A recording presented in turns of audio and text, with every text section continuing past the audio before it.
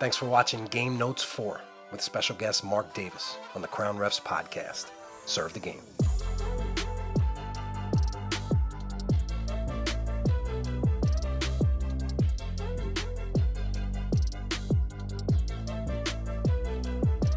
Marc, I really appreciate you coming on Game Notes. Game Notes is a show for basketball officials where we break down plays and situations to give you the best practices to help your games.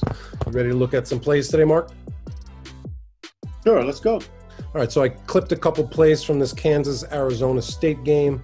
First play here, we got a slot side drive. Okay, let's look at it all the way through one time first. All right. I think the one thing we have to address before we rewind it and kind of start the play over, if we go back to the beginning and just hit pause, is that on a slot side drive, that's somewhat the Achilles heel of the three-person system. We don't have a good angle. We don't have the open angle. We can't see, it's usually referee, offense, defender. We can't see through it. We don't have a good open angle on it generally, and especially those weak side lane line drives or slot side drives that come out of the slot's face. The slot, once the player's beat, has to stay with the defender behind, and we have to have the lead from the opposite side close down and get that angle and get those help defenders, the rotating defenders that come over. Because generally speaking, when you get yourself in this position, there's generally an open space at the block. As you'll see here right now, just even where it's paused now, it's wide open. The ball's going to swing opposite. The lead's going to rotate over. But that spot at the bottom of the floor, at the bottom block, watch how it remains open. Something's happening. Either somebody's going there or the ball's coming there. So let's push play and let's watch this play go through. And I'll tell you when to hit pause. All right, pause it once the ball's swung to the opposite side. Slot does a good job of moving on the ball. We'd like for him to be below the basket for the pull right away, but he's not. The defender goes to the basket. He beats him. Now the slot is going to referee the defender from behind that's coming, as well as have some perspective as best he can. If you look at him right now, it's referee, defender, offense. They're all in a straight line, which puts him in a really, really difficult position to referee. But the good news is we have the lead who's closed down to help on that play, and he's refereeing number 23. And if he's refereeing number 23, you can see where 23 jumps straight up in a vertical position, and this no call is the right decision on that. And too often times we have the lead is closed down and has not guessed because he's seen that play longer. Very difficult to referee that play is this after the defender jumps. Now you come to the help defender. The longer we can see a player, the easier it is to make a decision about that defender's legality or illegality. And you can see lead right now is already on his defender number 23, which puts him in a great position to referee this A-to-A movement, this jump straight up on this play. Now, Marc, how does the center avoid that stack? You want him to be lower here? No, I don't think you can avoid it on this. I think this is just where we are. I think I would like for him to have been below the ball on the catch, just so if the offensive player catches and pulls up, he's at a position to see point of contact, up, down, rebound. But having said this, he takes off right away. If you pause it right there, he takes off right out of his face. And I think you got to fight for that. I think the difficulty is when you come onto the floor and come up, you got one good angle, but you don't have control over your angle. So I think he stays right there, tries to get some perspective as best he can. He can help with restricted area if, in fact, the defender didn't jump. But the lead is the key on this play, and the lead closes down, does a great job, closes down, and is able to make that decision. We talked about refereeing the defense, stay in your primary, call the obvious, trust your partner. I think it's a good example. The center, slot, play comes out of his face, stays there, try to fight to get an angle. But look, the lead is right there, and does a great job of refereeing that play for a long time and seeing the play longer, which makes it a much easier decision on the verticality, jumping straight up. Also note the trail. The trail is fighting right now to get to an angle to find their guy. We said we all want to referee the paint, but we all want to referee our own guy in the paint. And I think that's many times we want to make sure that we're each on the appropriate defender, and then that way we have all the bases covered. Awesome. But good, this is a good job on this play coming out to Slot's face, and the lead particularly. Just wanted to take a quick break and let you know about the Crown Refs Podcast Week, which starts Monday, June 1st. We're going to be releasing 5 episodes throughout the week, 1 per day. Hope you enjoy. All right, Mark, this play features a lot of ball movement. I just thought the officials did a really nice job of constantly position adjusting. Tell me what you see here. Okay, if we go back to the beginning, as an offensive player just crossed his half court, we're good right there. We've got the trail official is in an outside in position. We'd like to have him maybe take a half a step back where he can referee that defender. It's approaching the slot side lane line.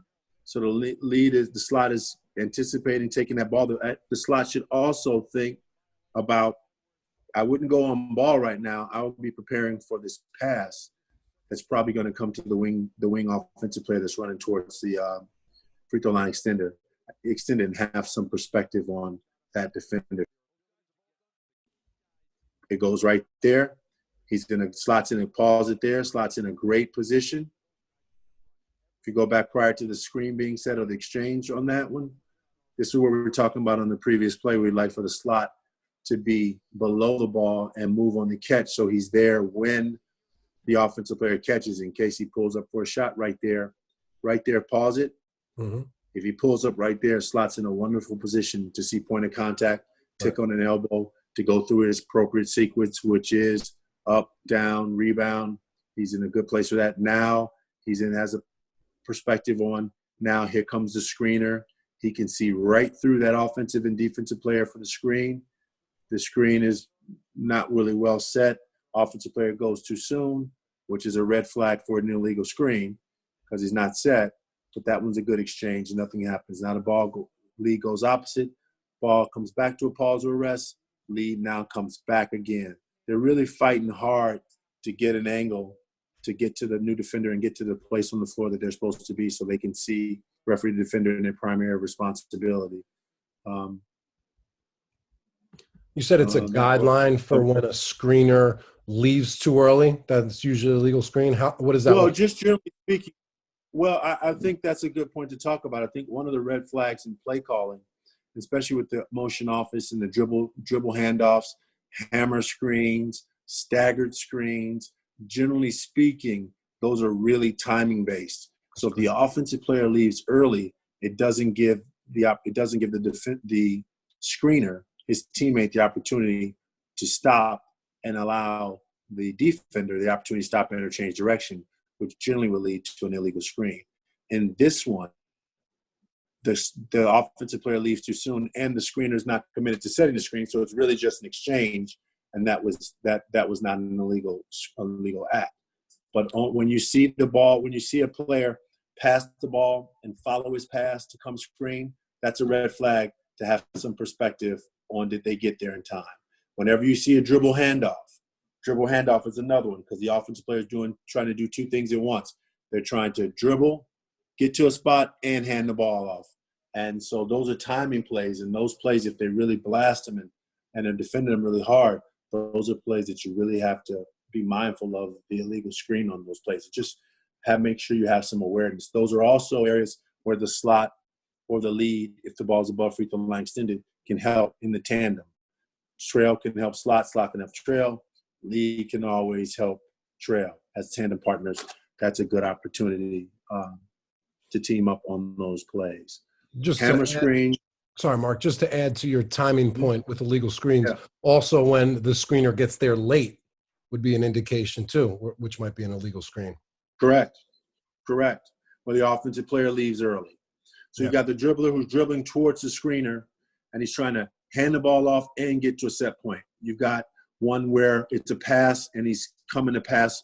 He's passing. He's following his pass to set a screen. Many times the offensive player will leave too soon, and that gets the defender there, the screener there late.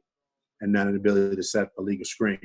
And those are the ones too. Movement into screens is generally what you really want to pay attention to and be mindful of them to stop being set and giving them the opportunity to stop interchange direction, because a lot of times the defender will try to blow that screen up. And if you don't have good perspective on the screener before the contact, it becomes difficult to make a decision. This play finishes here with the travel.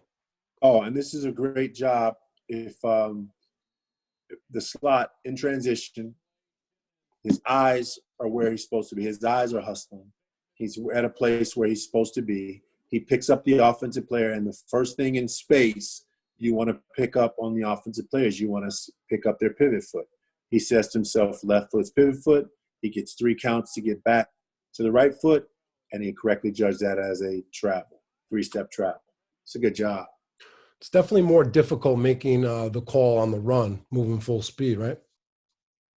I think so, but I think if you can be moving your feet, if your eyes are where they're supposed to be and you're going through your appropriate sequence, which with space here, he wants to go to the pivot foot. He got left foot, pivot foot, right foot, pivot foot, then left foot, then another right foot. That's 3 steps for a shot. It's a good decision. So I think your eyes want to be, and you want to sequence it properly, but moving and trying to do all 3 things at the same time, and that can be very difficult. Thanks for watching Crown Refs All Access. Serve the game. For me, it's always inspiring to watch referees who want to get better, that act like a sponge and just want to soak up all the information that somebody's given them. Then they go and apply it. So if I can aid in that and be a part of their growth process, that's one of the things I enjoy most about officiating. To be able to give back to the game that has given me so much. It's a beautiful thing.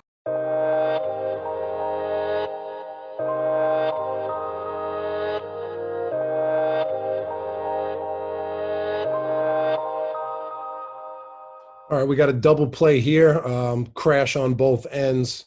It's always nice when we have back-to-back crashes. Well, before we even look at this play, let's just recognize what we're trying to accomplish here. Our ultimate goal is to be fair and to judge the rules fairly. And so with that, and equitably, so with that, we want to know that similar plays be judged similarly on both ends of the floor. So let's see what we got in store here. I'm ready. You ready? Yes, sir. Okay. Run the tape. Pause it right there. Come across. Once again, right there, we want that lead, the trail official, to be to the right of the rear of the ball. He's ahead of that ball. And if you look at him right now, he's got a perfect angle. Like he can see the defender right now. The problem is he doesn't have control over his angle. If you take him and he's 1 step below the defender, take him and just make him and push him back to where he's 1 step behind the offensive player to the left of the ball where he has an angle and he can see through those plays. It puts him in a position where he can see greater than 2 players. Like right now, he's got a great look at the defender and a pretty decent look at the offensive player. He's got a view of 2 players. The more effective you can be as an official, the greater in excess of 2 players that you can see at one time. Yeah. So move him back. Just take, let's just say 6 little half steps to the right and put him back to the right into the rear of the ball, so left into the rear of the ball. Now, not only can he still see the defender and see the offensive player, but be able to referee the defender, he now can see the screener coming up to set the screen.